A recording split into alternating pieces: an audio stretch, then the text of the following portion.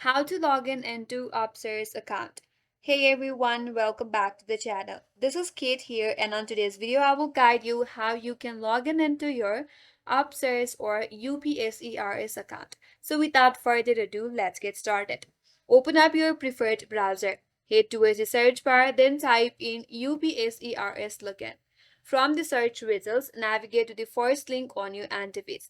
That's gonna take you to their official website. Here, navigate to top right corner, there is UPSERS login option, click on it. Now you will land on the sign in prompt. Here you have to enter your username. So enter your username, once done, click on next. And on the next prompt, you may be asked to enter your password. If prompted, enter your correct password, then click on sign in.